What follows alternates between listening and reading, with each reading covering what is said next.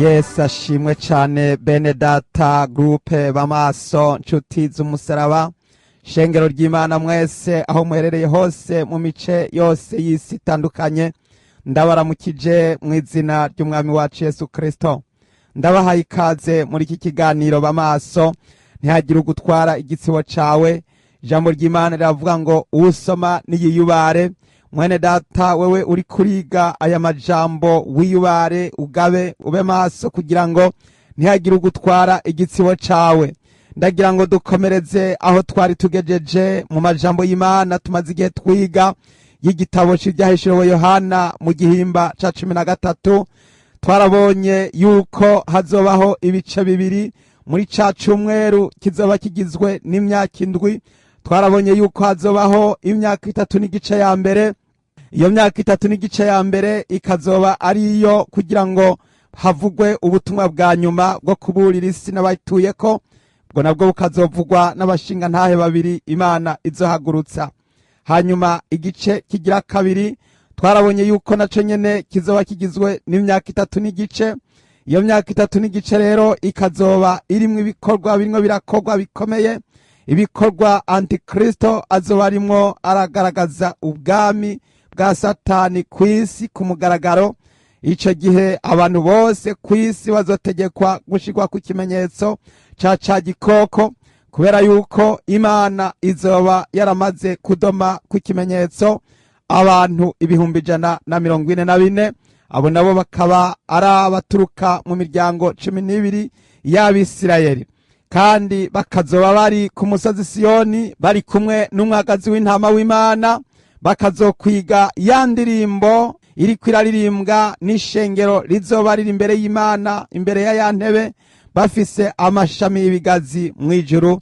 baririmba ububasha n'ubushobozi no kunesha ku mwagazi w'intama w'Imana Yesu Kristo umunyanazareti muri ico gihe hazoba hari ibirori by'umunezero mw'ijuru hazoba hari ibyishimo mw'ishengero ry'Imana abakristo turasabwa kwitegura turasabwa kugaba no kuba maso kugira ngo twitegure kuko inzamba yakabanga ishobora kuvuga isaha n'isaha umwanya n'umwanya kubera yuko ibimenyetso byose byaramaze kwegerana icari gisigaye kwari uko abayahudi bitegura kubaka urusengero none rero mwene data ico kimenyetso c'urusengero ntiwitege ngo uzorindire ko barinda kurwubaka kuko Yesu yaravuze ngo nzoza nk'igisuma nuko rero uyu munsi ndagira ngo dukomereze aho twari tugejeje mu gitabo cy'ibyahishuriwe Yohana igihimba ni ca 13 aho twabonye ubwami bwa ca gikoko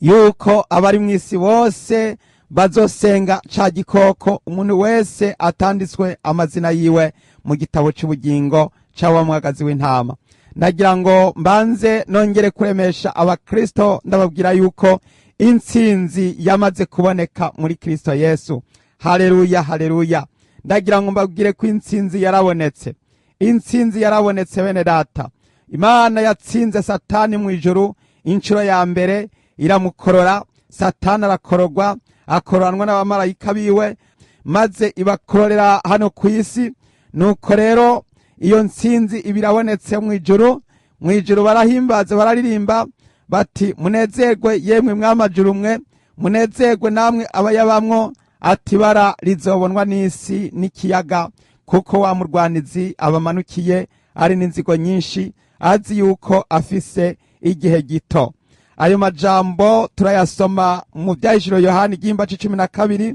umurongo n'uwa 12 nyene haravuga ngo nuko noneho munezerwe mwamajuru namwe abayabamwo ibara rizobonwa n'isi n'ikiyaga kuko umurwanizi yabamanukiye ari n'inzigo nyinshi azi ko afise igihe gito rero Imana imaze gutsinda Satani mw'ijuru yaciye akororerwa hano ku isi kugira ngo aze guhiga ishengero ry'Imana aze guhiga abo mu rubyaro rwa wa mwana w'Imana Yesu Kristo umwe yatsinda akanesha maze akaturaga ubugingo budashira nuko rero iyo ntsinzi yarabonetse mu ijuru intsinzi ya kabiri yabonekeye hano ku isi aho umwana w'Imana Yesu Kristo yamanutse akaza agafata imfunguzo, amaze gutsinda akanesha. Yesu Kristo amaze kudupfira ku musaraba, yaciye amanuka ikuzimu mu bapfuye, afata imfunguruzo aho amwansi yari yaramaze kwibasira ibiremwa vy'Imana, maze amunyaga imfunguzo, arazimunyaga, arazitwara. Umwami Yesu Kristo yugurura urugi rwo muri paradiso. Haba hano kw'isi twarabohowe, twaracunguwe. Amaraso ya Yesu Kristo niyatwoza, amaraso ya Yesu Kristo niyatwuhagira. Turi abana b'Imana. Imana ishimwe cane. Ijambo ry'Imana ribidusobanurira neza mu butumwa bwiza bwa Yohana igihimba ca mbere umurongo wa 12 haravuga ngo abamwakiriye bose yabahaye ububasha bwo gucika abana b'Imana, nibo bizeye izina ryiwe. Imana ishimwe cane. Haleluya. Abakiriye Yesu baratsinze, baranesheje, kuko Yesu yarabaneshereje, yarabatsindanishirije, kuko yabahaye intsinzi, yabahaye gushinga intahe no kuguma bari maso bagavye. Ndagira ngo rero uyu munsi tubandanirize aho twari tugejeje muri aya majambo y'Imana. Turasoma Byahishuro Yohana igihimba ni ca 13, maze turasoma duhere ku murongo wa 11. Kandi mbona ikindi gikoko gisokorotse mw'isi, gifise amahembe abiri nk'ay'umwagazi w'intama, kivuga nk'igisato, kiganzisha ububasha bwose bwa ca gisato ca mbere mu maso yaco, kigobera isi n'abayibako gusenga ca gikoko ca mbere cakize uruguma rwocishe. Kandi gikora ibimenyetso bihambaye, kimanura umuriro uva mw'ijuru utibukira kw'isi mu maso y'abantu. Kizimirisha ababa kw'isi ibimenyetso cahawe gukorera mu maso ya ca gikoko, kibarira ababa kw'isi gukora igishushanyo ca gikoko cari n'uruguma rw'inkota, kigahava kikabaho. Gihabwa guha ico gishushanyo c'igikoko guhumeka, ngo ico gishushanyo c'igikoko kivuge kandi cicishe abatazogisenga bose. Kigera ko bose, aboroshe n'abahambaye, n'abatunzi, n'aboro, n'abidegemvya, n'abagurano, bashirwa kw'ikimenyetso ku kiganza c'iburyo canke mu ruhanga. Kandi ko hatagira umuntu yemererwa kugira ico agura canke ico ashora atari ufise ico kimenyetso nico zina rya ca gikoko canke igitigiri c'izina ryaco. Aho niho ubwenge buserukira. Ufise ubwenge naharure igitigiri c'ico gikoko n'igitigiri c'umuntu. Igitigiri caco n'666. Imana ihabwa icubahiro cane. Haleluya, haleluya. Imana ishimwe. Ndagira ngo ndabibutse aya majambo Yohana yahishuriwe yuko Yesu Kristo yabivuze ko arimwo arashima Imana, asenga avuga ati, Data ndagushima yuko wabihishije abanyabwenge n'abahanga, ukabihishurira inzoya. Aya majambo y'ibanga Imana yahishuriye abasenga, yahishuriye abizera, yahishuriye abana b'Imana. Yohana yabihishuriwe ari mu kizinga c'Ipatimo. Muribuka ko Yohana ariwe yari mutoya mu bandi bigishwa bose, niwe yari mutoya. Imana yabihishuriye abantu batoya. Imana igomba kuguhishurira nawe, wewe wemeye guca bugufi, wemeye kuba umwana w'Imana. Imana imwe iraguhishurira no mabanga akomeye cane. Ndagira ngo bene data, abasomyi ba Bibiliya, mwiyubare, kuko aya majambo arimwo aratubwira ibintu bikomeye cane. Umurongo wa 11 uratubwiye ngo, kandi mbona ikindi gikoko gisokorotse mw'isi, gifise amahembe abiri nk'ay'umwagazi w'intama, kandi kivuga nk'igisato. Haleluya. Iki gikoko gifise amahembe abiri casokorotse mw'isi, ni igikoko kizosokoroka mw'isi. Iki gikoko kizoza kunganira Antikristo. Antikristo azoba yicaye mu rusengero, rwa rusengero rw'Imana, aho azokwiyerekana yiyita ko ari Imana. Hanyuma rero twarabonye yuko bizari ibihe bikomeye cane. Antikristo niyamara kwinjira akicara mu rusengero, akazana bwa buyobe bw'ubugesera, agatangura kwiyita Imana, agatangura gusaba ko abantu bose bari kw'isi bamusenga, kandi ngo umuntu wese azoba atigeze yandikwa mu gitabo cy'ubugingo azogisenga nta kabuza, azosenga antikristo ku nguvu, kubera yuko abantu n'uno munsi baramaze kumogorera gusenga ibigirwamana n'ibishushanyo, baramaze kumogorera guhimbaza satani mu bikorwa mu buzima bwa misi yose. Ndagira ngo mwene data wiyubare mu bikorwa ukora, mu mvugo zawe no mu ngendo zawe, uze wihana buri munsi, uze watura, uze wemera gupfukama imbere z'Imana, usaba Imana ikigongo, uvuga ati Imana mbabarira buri kanya, hanyuma amaraso ya Yesu Kristo aza akweza yongera gutunganya. Rero hano iki gikoko kigira kabiri kizoza kunganira ubutegetsi bwa antikristo, kizoza kuvuga amajambo meza, kizoza gifise amahembe abiri nk'ay'umwagazi w'intama. Kuba gifise amahembe abiri nk'ay'umwagazi w'intama bisobanuye yuko azoba ari umuvugishwa w'ibinyoma, yitwa yuko ari nk'umuntu w'umukuru w'idini kw'isi yose, azoba ari umukuru w'idini kw'isi yose, azoba yitwa yuko ari umukristo, azoba yivuga yuko ahagarariye abakristo, azoba yivuga yuko ahagarariye abasenga, azoba afise amahembe abiri. Murazi intama yuko igira amahembe abiri nk'ay'umwagazi w'intama nyene.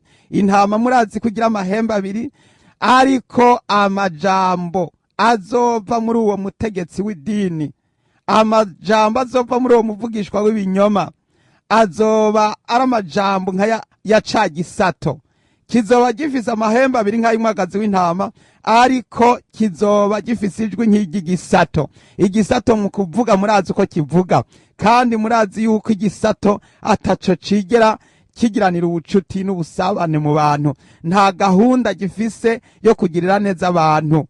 Mwene data ntiwitegeye yuko uzohakirizwa, ntiwitegeye yuko uzoharokokera, nta gakiza uzoronka mu gisato, nta gakiza uzoronka muri ico gisato kizovuga nk'igisato.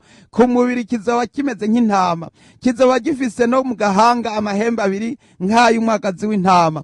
Aya mahembe abiri atwibutsa amahembe y'intama y'umwagazi w'intama w'Imana, umwe yatanzwe kw'ikimazi uhereye ku kuremwa kw'isi, Yesu Kristo umwana w'Imana nzima, umunyanazareti. Ariko amajambo kizovuga, iki gikoko kizoza gisokorotse kigira kabiri, kandi Bibiliya iratubwiye ngo kizosokoroka kivuye mw'isi. Icambere casokorotse, igikoko cambere casokorotse kivuye mu kiyaga, kivuye mu kiyaga. Mu kiyaga bisobanurwa ngo ahantu hari abantu benshi. Kizoturuka mu mashirahamwe mpuzamakungu ONU, kizoturuka mu makungu yose yo mw'isi. Kirya gikoko ca mbere arico antikristo kizoturuka mu makungu, mu mahanga yose, mu butegetsi bwo mpuzamahanga. Niho antikristo azoza aturuka, kandi azoza ategeka isi yose afise ubutegetsi bwa politike. Hanyuma rero iki gikoko kigira kabiri naco kizoturuka mw'isi. Iki gikoko kizoturuka mw'isi. Kuba giturutse mw'isi ni ukuvuga ngo kizoza giturutse mu bantu barimwo barasenga, kizoturuka mu bantu bitwa yuko ari abanyedini, kizoturuka muri aya madini. Hariho idini ryamaze gutegurwa rizoshishikariza abantu kugira ngo bakurikize imigenzo n'imitegekere ya antikristo, uyu mutegetsi azoba ayoboye isi kw'isi yose. Uyu mutegetsi rero niyamara kuvuga agategeko ko abantu bamusenga, azoca rero aha uburenganzira iki gikoko kizosokoroka mw'isi gifise amahembe abiri nk'ay'umwagazi w'intama, kugira ngo kivuge, ariko kizovuga nk'igisato. Iki gikoko rero kigira kabiri, umurongo wa 12 uragira ngo dusobanurire ivy'iki gikoko kigira kabiri kizotangura gukora. Umurongo wa 12 uravuga ngo kiganzisha ububasha bwose bwa ca gisato ca mbere mu maso yaco, kigobera isi n'abayibako gusenga ca gikoko ca mbere cakize uruguma rwocishe. Iki gikoko gifise amahembe abiri kizoza naco kizimiza, kizoza kiganzisha ububasha bwose. Ububasha bwaco bwose buzoba ari ububasha bwa ca gisato ca mbere. Murumva yuko iki gikoko c'amahembe abiri kizoba ari umutegetsi avuye mu idini, ayoboye idini kw'isi, abwira abantu gusenga, abwira abantu kuvuga yuko ari umukristo ariko azoba ari umuvugishwa w'ibinyoma. Uyu muvugishwa w'ibinyoma ivyiwe bizoba ari birengeje urugero gusumbya, kuko wewe azoza afise imigabo n'imitegekere ya ca gisato. Antikristo murazi ko azoba yaje avuga ngo nibamusenge, ariko iki gikoko coco c'amahembe abiri kizoza kizanye ububasha n'ubutegetsi bwa ca gisato. Ndagira ngo mbibutse yuko ibi bikoko ari bitatu.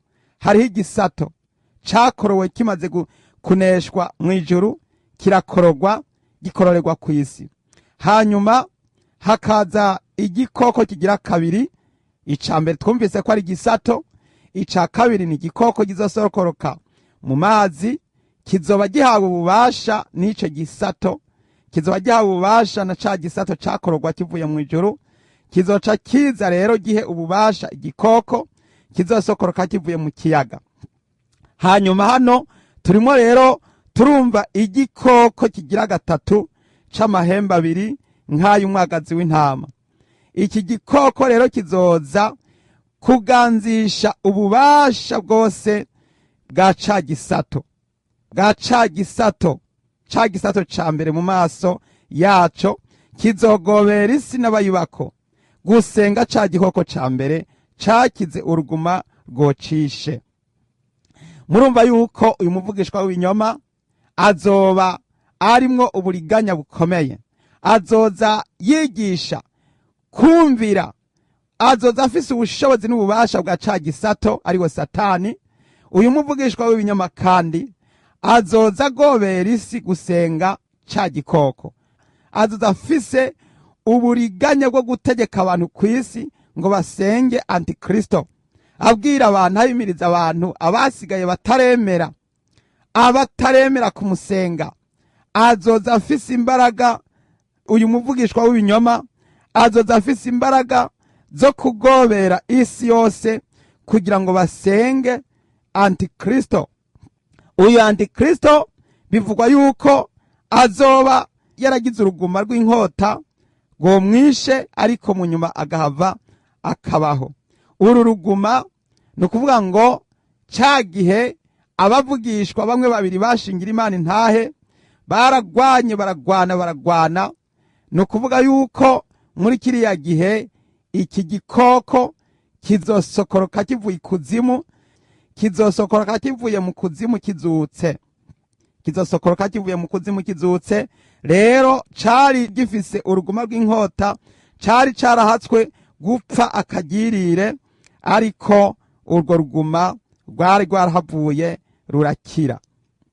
Kuko mu vyahishuriwe Yohana igihimba ca 13 umurongo wa 3 haravuga ngo muri ya mitwe yaco mbonamwo umwe usa n'ukomeretse akagirire, uruguma rwocishe rurakira. Isi yose ikurikira ico gikoko bagitangarira. Mana ishimwe, haleluya. Rero isi yose bazogitangarira kuko cahatswe gupfa, ariko mu nyuma kikongera kikagaragara, kikabonekana kw'isi, abantu bakongera bakakibona. Iki gikoko rero kigira gatatu kizotegeka abantu kw'isi gusenga. Iki gikoko cahoze gifise uruguma rw'inkota rwari kucica, ariko mu nyuma kigahava kikabaho. Umurongo wa 13 uravuze ngo kandi gikora ibimenyetso bihambaye, kimanura umuriro uva mw'ijuru utibukira kw'isi mu maso y'abantu. Hano turacavuga ivy'igikoko gifise amahembe abiri nk'ay'umwagazi w'intama. Caraje kirazimiza, kizoza kizimiza baba kw'isi, kizoza gikora ibimenyetso n'ibitangaza nka bya bindi bimeze bimwe tubona abantu bikura ikoti bakayizungagiza hejuru y'ishengero, ishengero ryose rikagwa hasi, abantu bose bakagwa, abantu batari bafise abadayimoni bose bakabadukamwo, abantu bari baje mu rusengero ari bazima bakanduruka bacika nk'abasazi. Bijya bitangaza, umuntu akubita abantu canyahuha umwuka, abantu bose bakagwa, yasubira ati nimuvyuke bakavyuka. Bijya bitangaza nivyo rero kizokongera kuvugurura no kunagura. Uno munsi ba antikristo n'abavugishwa b'ibinyoma benshi baradutse mu isi, aho usanga bakora ibitangaza mu nsengero, ugasanga abantu bagenda bagwa bavyuka ibitangaza by'ibinyoma bikagenda bikoreka. Rero iki gikoko ari we muvugishwa w'ibinyoma azoza azimize ababa kw'isi akoresheje ibimenyetso yahawe gukorera mu maso ya ca gikoko. Ibimenyetso yabihawe nande? Yabihawe na ca gisato. Nico camuhaye ibimenyetso, caramubwiye kiti genda ukora ibi imbere y'abantu, utegeka abantu gusenga iki gikoko c'imitwe ndwi n'amahembe 10. Ivy'iki gikoko ari we antikristo, umurongo wa mbere uravuga ngo gihagarara ku musenyi wo ku kiyaga, mbona igikoko ciburuka kiva mu kiyaga gifise amahembe 10 n'imitwe ndwi. Ku mahembe yaco hari imigara 10, no ku mitwe yaco hari amazina y'amarogotano. Ico gikoko nabonye casa n'ingwe, amajanja yaco yari ameze nk'ay'idubu, akanwa kaco kari kameze nk'ak'intambwe. Ca gisato kigiha ububasha bwaco no kuja ku ngoma yaco n'ubutware buhambaye. Rero iki gikoko turabonye yuko caje gifise imitwe ndwi n'amahembe 10, cahawe ububasha na ca gisato. Rero hano turiko turabona igikoko kigira gatatu kizogobera isi gusenga iki gikoko c'imitwe ndwi n'amahembe 10. Bisobanurwa ngo uyu muvugishwa w'ibinyoma ari we agereranywa n'iyi ntama y'amahembe 2 ariko ivuga nk'igisato. Iyi ntama y'amahembe 2 ivuga nk'igisato isobanura umuvugishwa w'ibinyoma azoba ari umunyedini, azotegeka abantu ku isi gusenga igikoko c'imitwe ndwi n'amahembe 10.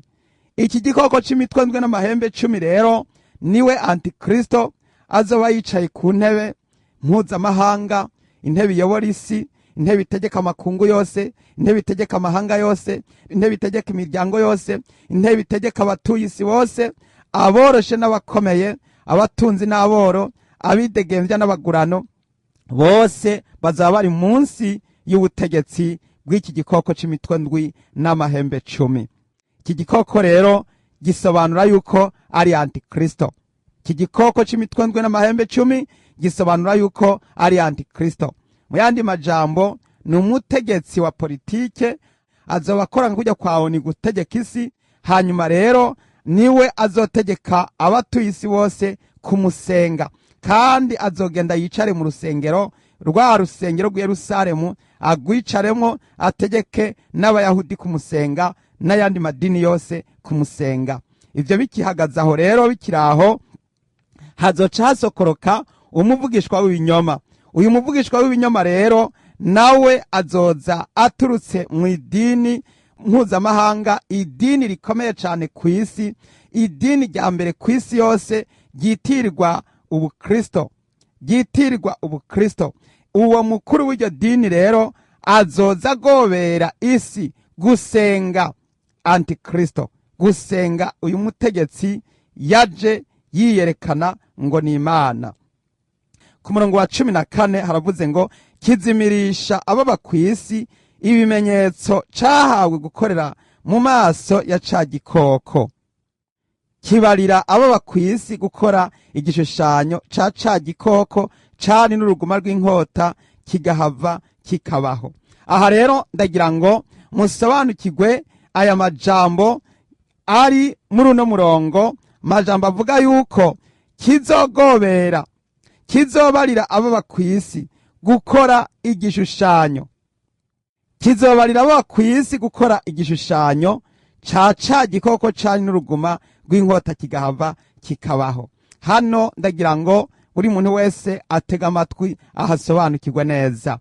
Uyu muvugishwa w'ibinyoma ari wo mukuru w'idini ryitirirwa ubukristo, uyu mukuru azotegeka abantu gukora igishushanyo, azobarira ababa kw'isi gukora igishushanyo.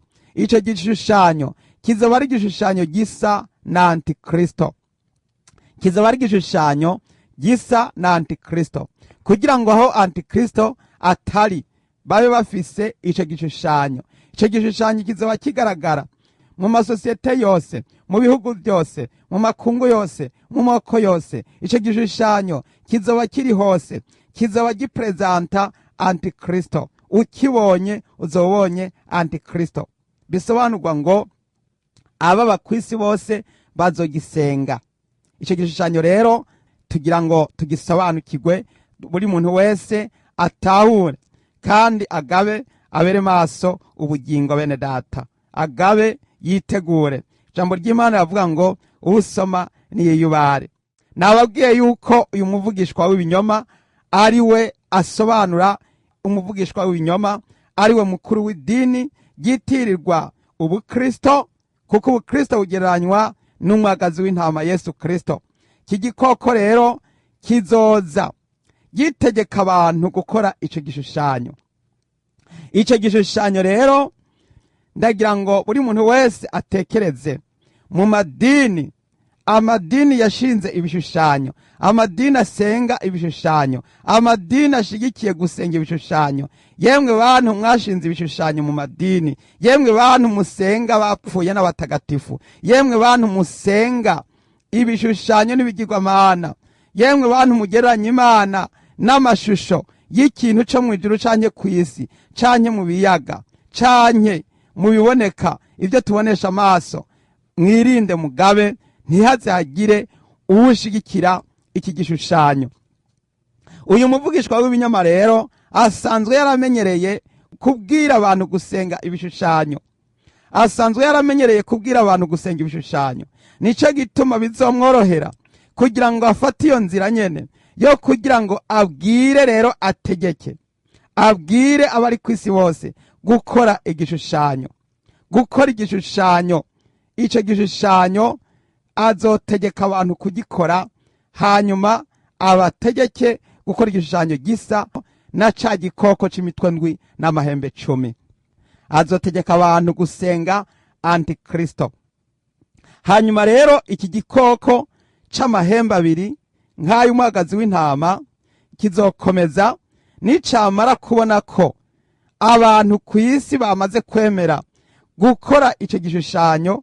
Mu yandi majambo, hazobanza havugwe amatangazo yo kubwira abantu kw'isi atumve rero tugira ngo rero tuzane ibishushanyo. Ibi bishushanyo ndagira ngo ndabibabwire ni ibishushanyo byo twita, abantu bamenyereye imvugo yo kuvuga ngo n'amarobo, abantu bamenyereye kuvuga ibyo bita ngo n'amarobo, ariko mu yandi majambo, mu majambo y'ikizungu ngo nivyo bita artificielle intelligence.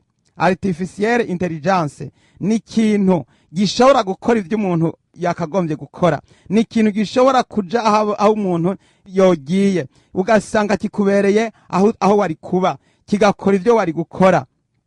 Mu masosiyete, mu mayizine, mu makompanyi, ahantu hose ugasanga iyo artificielle intelligence niyo yahagarariye umuntu, niyo yaserukiye umuntu. Rero bizobandanya, bazogera igihe bafata iyo artificielle bayishire mu muntu kugira ngo umuntu abashe gukomera, kugira ngo umuntu abashe kuba afise imbaraga. Nuko rero umurongo wa 14 watubwiye ngo kizimirisha abo bakwisi ibimenyetso cahawe gukorera mu maso ya ca gikoko, kibarira abo bakwisi gukora igishushanyo ca gikoko cari n'uruguma rw'inkota kigahava kikabaho. Aha rero mwene data mutangure kugaba, ntimuzoshoke mwemera ivyo ari byo byose babatangarije, ntimuzoshoke mwemera, ugume kuco wumvise, ugumye ico ufise kugira ngo ntihagire ugutwara igitsibo cawe. Umurongo wa 15 uravuga ngo gihabwa guha ico gishushanyo c'igikoko guhumeka, ngo ico gishushanyo c'igikoko kivuge kandi cicishe abatazogisenga bose. Ibi bintu Yohana yabibonye bitaraba, yabibonye hagisigaye imyaka n'imyaka, ariko aravyandika. No kuvuga ngo wa muvugishwa w'ibinyoma azoca amaze kubona yuko ca gishushanyo arizo bita artificielle intelligence, amaze kubona ko abantu kw'isi bavyemeye bagatangura gukora ico gishushanyo bakagishinga. Uyu muvugishwa w'ibinyoma ico azokora, azoca agihezagira, azoca agiha umugisha, azoca avuga ati ubu rero turemeje yuko amarobo agomba kuba mu bantu, agasangira n'abantu, akaba mu bantu, akagendana n'abantu, agakora ibyo abantu bakagombye gukora, mwese mugakorana kandi mukanganya uburenganzira imbere y'amategeko. Ico gihe rero kuzoba ari kugira ngo batangure gukura ikiremwa muntu, ahubwo bazane amadayimoni ku mugaragaro hagati mu bantu, hagati muri sosiyete.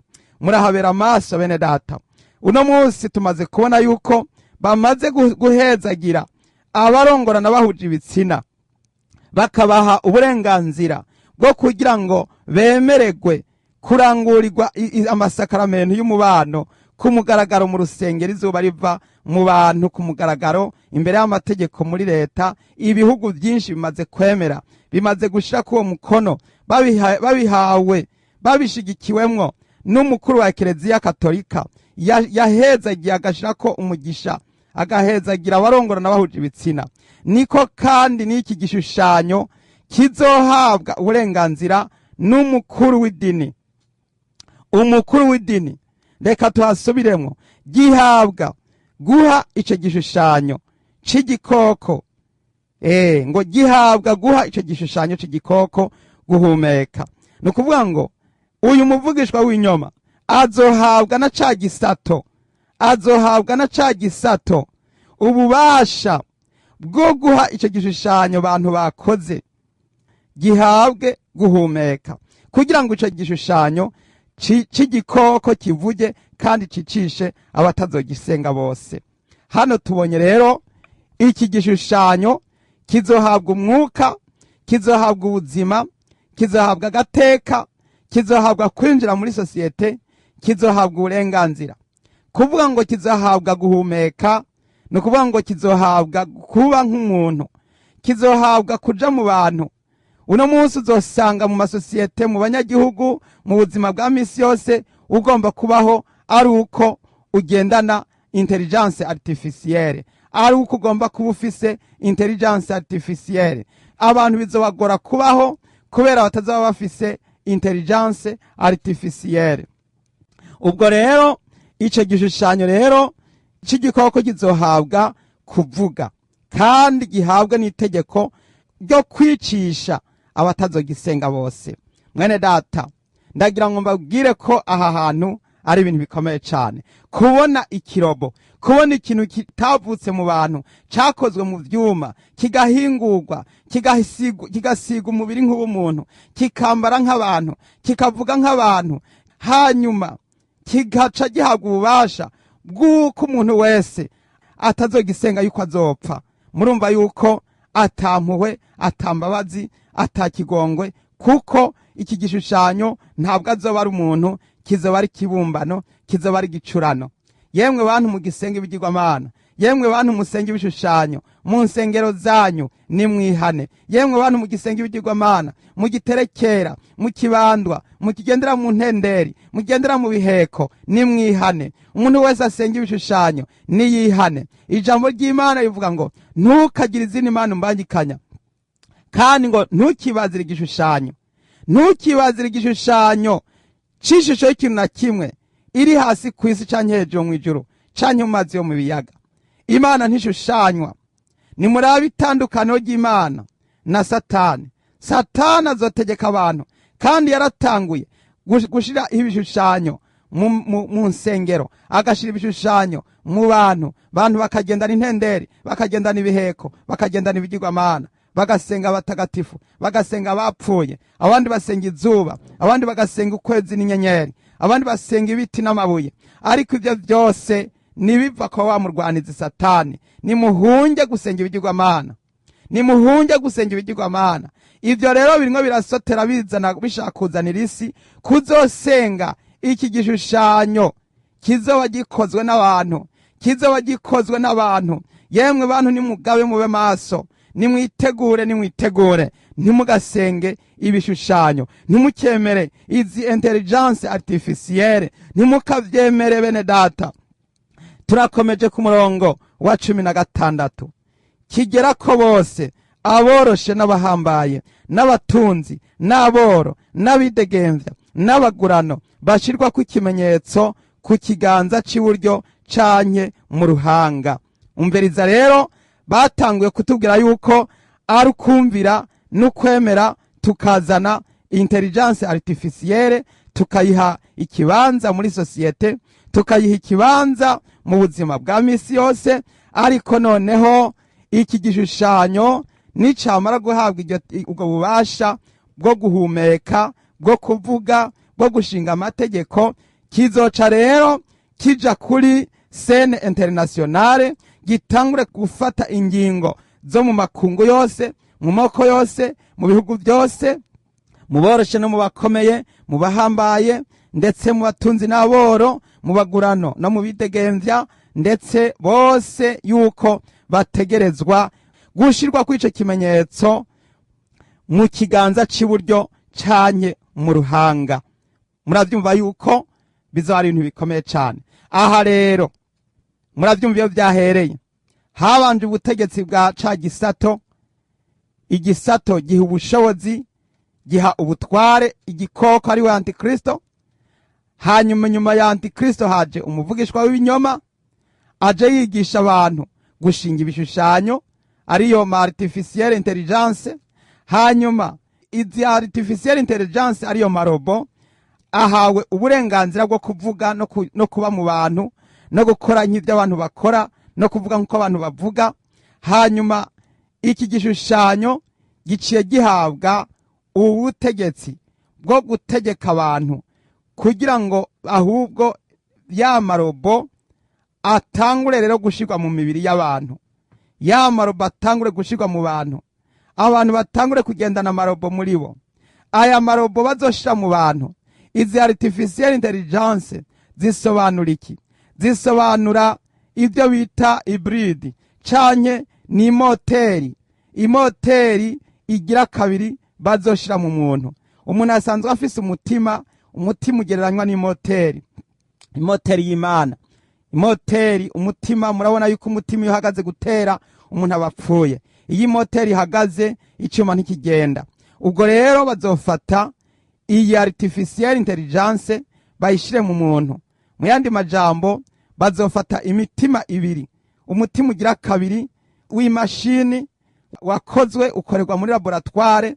Abantu bazokora igishushanyo, bazokora uyundi mutima ukora nk'umuntu, uvuga nk'umuntu, ugenda nk'umuntu, wiyumvira nk'umuntu, bawuzane wawumatanye n'uyu mutima usanganywe. Ariko uyu mutima bazogushiramo ntuzoba ari umutima w'Imana, uzoba ari umutima wa Satani, uzoba ari umutima w'abadayimoni, uzoba ari umutima w'ikuzimu, uzoba ari umutima wo gutwara abantu hariya muri Gehenomu. Uyu mutima niwamara gushika mu muntu, uzoca uramplasa, ukureho wa mutima w'Imana, ukureho ya kamere na ya kamere ya mero y'Imana, kamere k'Imana. Umuntu yaremwe mu ishusho y'Imana, umuntu yaremwe ari uko Imana imuhumekeyemo impwemu yayo. Ariko nihamara kuza iyi artificielle intelligence ikaza mu muntu, ikinjira mu muntu, abantu bizobagora gusubira kumenya Imana no kwibuka Imana, kandi Imana izorondera abantu yaremye ibabure. Ndagira ngo mbibutse ko ivyo byigeze kuba mu gihe cyo kuri Nowa. Mu gihe cyo kuri Nowa, abantu barakuwemwo umutima w'Imana, batangura gushigwamwo umutima w'ibinyamaswa, umutima w'abadayimoni. Imana iritegereza abantu kw'isi bose, isanga barononekaye, irahiga abo yaremye irababura, irahiga abo yaremye irababura. Icisanga hari umuntu umwe gusa asigaye kw'isi. Uwo muntu nawe yari Nowa n'umuryango wiwe gusa. Abandi bose bari baramaze gushigwamwo imitima ibiri, bari bamaze guhindurwa. Kandi iyo umutima ugira kabiri umaze kwinjira mu muntu, umuntu ntasubira kugira akaranga k'Imana, aca asigara afise akaranga c'abadayimoni. Muri ico gihe rero nivyo bigomba kugaruka, kandi bimurazi ko vyavuzwe. Umwami Yesu yarabivuze, aravuga ati igihe umwami wacu Yesu Kristo azoba agomba kugaruka, abantu bazoba bameze nk'abo kuri Nowa. Aya marobo bagomba gushira mu bantu nayo gutuma abantu bahinduka bononekare, ivyaremwe Imana yaremye bitangure gukurwa mu bantu, uko Imana yakuremye bitangure kukuvamwo, umuntu atangure kuja mu yindi kategori itari y'Imana. Imana izogushaka ikubure. Mwene data ni waramukuhirahiriye ukishamwe iki kintu, Imana izogushaka ikubure, Imana izokurondera ikubure. Ndagira ngo mbabwire ko hari itangazo Imana yatangarije abatuye isi bose, ati nihagira umuntu ahirahira akakira iyo artificielle intelligence ikamwinjiramwo ikamujamwo, ntazoba akiri umwana w'Imana, umuriro wamwe uramurindiriye. Reka dusome ayo majambo mu Vyahishuriwe Yohana 14 umurongo w'9. Umumarayika wundi wa gatatu akurikirirako avuga n'ijwi rirenga ati nihagira umuntu asenga ca gikoko n'igishushanyo caco, akemera gushirwa kw'ikimenyetso mu ruhanga canke ku kiganza, uwo nawe azonywa kuri vino niyo burake bw'Imana yiteguwe idafunguye mu gakarabo k'uburake bwayo, kandi azobabarizwa n'umuriro n'amazuku imbere y'abamarayika bera n'imbere ya wa mwagazi. Imana ishimwe cane. Haleluya. Aya majambo Imana yarayatangaje, yatuma umumarayika wundi arasemerera aravuga ati nihagira umuntu asenga ca gikoko yemera gushirwa kw'ikimenyetso ciyi artificielle intelligence izoshirwa mu bantu mu kiganza canke mu ruhanga, nguwo nawe ngo azonywa kuri vino niyo burake bw'Imana yiteguwe idafunguye mu gakarabo k'uburake bwayo, ngo kandi azobabarizwa n'umuriro n'amazuku imbere y'abamarayika bera n'imbere ya wa mwagazi. Umuntu wese azoramuka yakiriye iyi microchip, yakiriye izi nimero z'666, uyu muntu azoba avuye mu gitigiri c'ab'Imana yaremye, uyu muntu azoba agiye mu gitigiri c'abadayimoni. Abadayimoni nibo bari barateguriwe uyu muriro wa Gehinomu. Abadayimoni hamwe na Satani nibo bari barateguriwe iki Gehinomu, ariko uyu muntu nawe azoba agiye muri bo, kuko ntazoba kiri mu bantu, azoca kurwa muri rase imene, azoca kurwa muri kamere muntu, akamere y'Imana yaremye kazoba kagiye, kazoba kazimanganye. Kuko aho iyi intelligence artificielle igeze icihanagura igacifuta wa mutima Imana yaremye, igaca yinjiza mw'uyundi mutima w'ibinyakuzimu, umutima wa dayimoni. Mwene data niwitegure be maso, utangure kugwana urugamba rwo guhangana n'ibi tugeze mu kino gihe. Ni igihe cyo kuba maso, ni igihe cyo gukanguka. Turagira ngo dusome umurongo rero wa 17. Ivyahishuriwe Yohana 13 umurongo wa 17 haravuga ngo, kandi ko hatagira umuntu yemererwa kugira icagura canke icashora atari ufise ico kimenyetso nico zina rya ca gikoko canke igitigiri c'izina ryaco. Bene data, aha hantu murahumva ko ari ibintu bikomeye cane. Iki gikoko kigira kane, iyi intelligence artificielle ikoresha ibinimero, ikoresha amanimero, ikoresha ibiharuro. Murabona yuko ibintu byose by'ama artificielle akoreshwa n'ibiharuro. N'amatelefone udafise ibiharuro ntiwo telefona, ntiwo nayitunga. Na ordinateur udafise ibiharuro ntiwo yugurura, ntiwo nayitunga. Ibi bintu byose by'ubuhinga bwa none bikoresha amanimero. Iki gikoko rero kigira kane, kizoba cabumbwe mu malaboratoire, kikabumbwa n'abantu bakagishiramwo umwuka w'abadayimoni, bakagiha guhumeka, kigahabwa amategeko, kigahabwa kuvuga. Kizoca rero gisohora umubare, uwo mubare uzohabwa abantu bose bazogenda bahabwa umubare. Buri muntu wese azogenda agira nimero. Nka kurya umuntu agira adresse yahaba, nka kurya umuntu wese abarizwa ngo jemba ku gatumba runaka, abandi ngo mba kwibarabara ngo rya kangahe, ngo ikaritsiye ya kangahe, ngo inimero y'inzu ya kangahe. Nka kurya umuntu agira telefone, inimero z'umuntu usanga zidasa n'iz'uyundi. Murabona telefone z'umuntu n'iz'uwundi ntibisa, kuko telefone zibaye zisa wohamagara umwe mukitabira rimwe, wohamagaye umwe abantu bose bakamenya ibyo muriko muravugana. Niko kandi bimeze n'izi nimero z'iyi intelligence artificielle bazoshira mu bantu.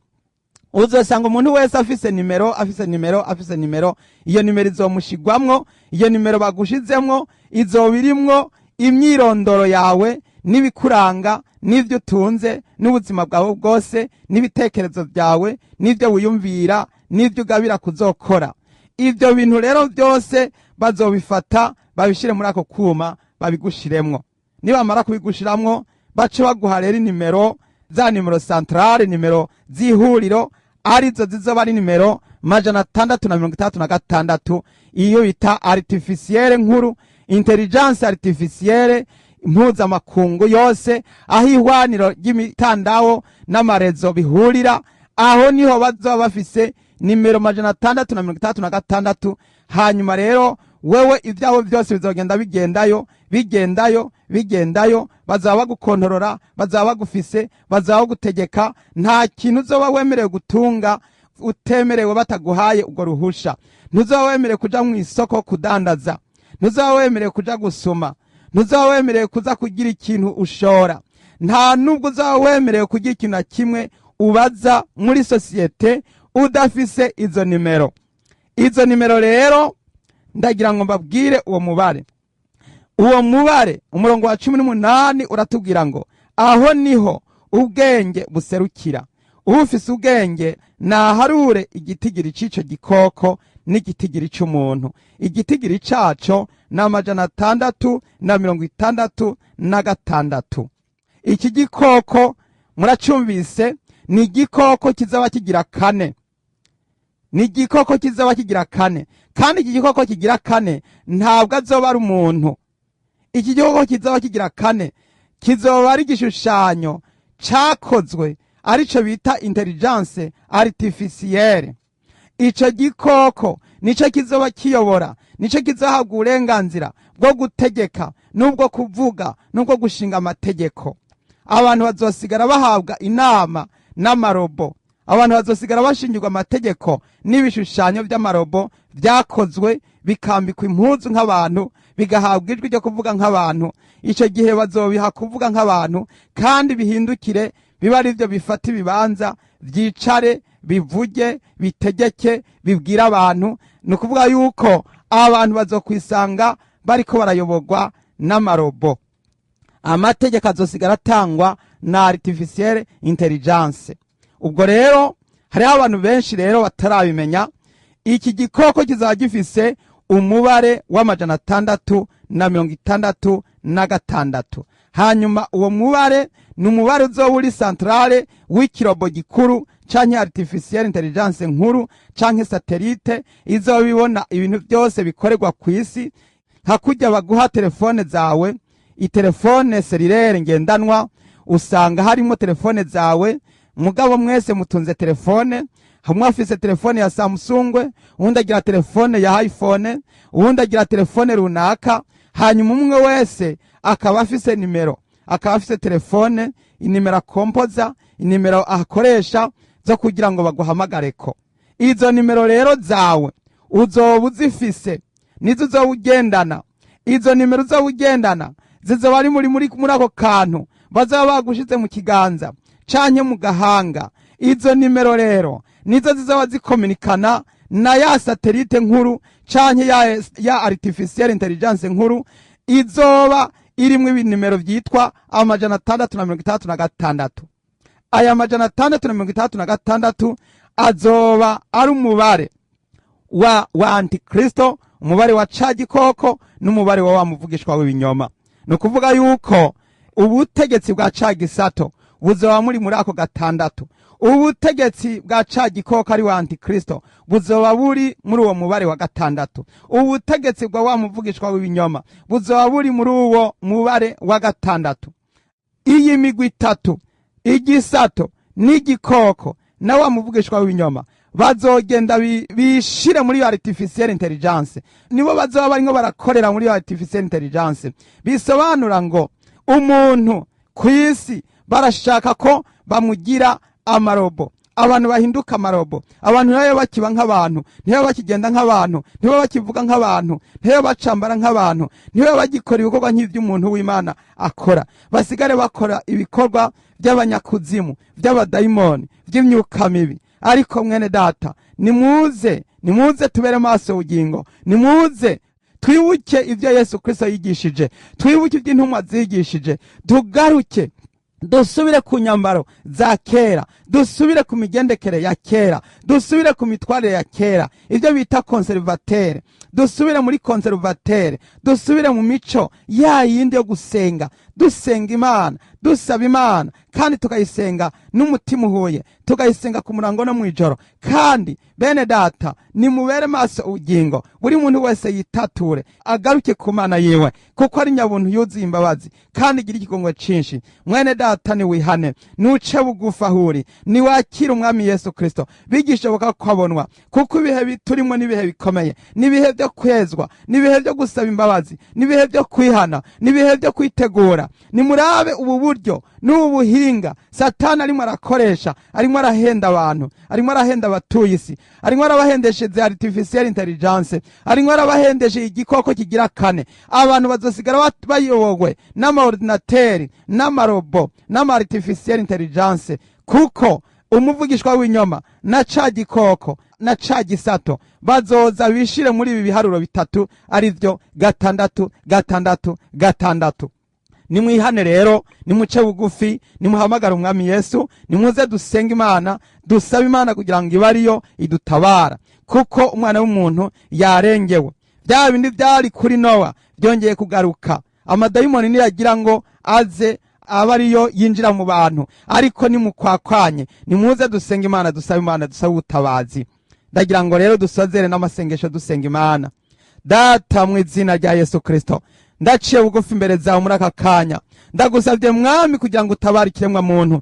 Ikiremwa muntu catewe, carengewe, ikiremwa muntu caratewe n'ibikoko, caratewe n'ama-artificial intelligence, caratewe n'abavugishwa w'ibinyoma, caratewe na antikristo. Isi yaratewe na ca gisato, abantu baratewe na ca gisato c'amahero. Ndagusabye udutabare, ndagusabye udutabare, tugarukiye ko mwami, wongere kuza kuducungura mwami. Turasaba gucungwa no gutabagwa, turasaba gukizwa no kurokogwa, kugira ngo dutabagwe muri bino bihe ndabona bikomeye. Nibihe bikomeye, utabara umugeni wa Kristo, umugeni w'Imana. Data, turagutabaje mwami, kugira ngo ugarukire ku baremwe nawe mwami, ubagarukire, kuko benshi bariko barazimira, bariko barazimangana. Icaremwe c'Imana kimwe kirayongobera. Data, dutabare, bwirukire, tugirire imbabazi, tugirire ikigongwe, udehe kozwa no kwezwa n'amaraso y'umwagazi w'intama w'Imana. Data, ndagushimiye ku bantu bose bumvise izi nyigisho, bagirire neza, ubaharire ibyaha byabo, kandi umuntu wese ariko arihana umugirire ikigongwe, umuntu wese ariko arezwa umutunganye umweze. Abantu twese twitegure, tube maso, maze twitegure gusanganira umwami Yesu Kristo agiye kuza gutabara ishengero. Ndabishimye nkenguruka kandi ndabisenze mu izina ry'umwami wacu Yesu Kristo. Amen. Haleluya. Yesu abahezagire cyane. Ndagira ngo rero buri muntu wese yitegure kandi amesura impuzu ziwe, yicaragavye, kuko vuba cyane Yesu araje gutora umugeni kugira ngo amukinjishe, amutabare, kuko murumva yuko isi igeze ahakomeye, ikiremwa muntu kiriko kirarengegwa. Rero Imana ibahezagire cyane. Abagomba kudutelefona, nimero za telefone utanguza 1-9-5-8-8-7. Mwari kumwe na mwene so Mbonimpa Abeli. Imana ibahezagire cyane. Amen.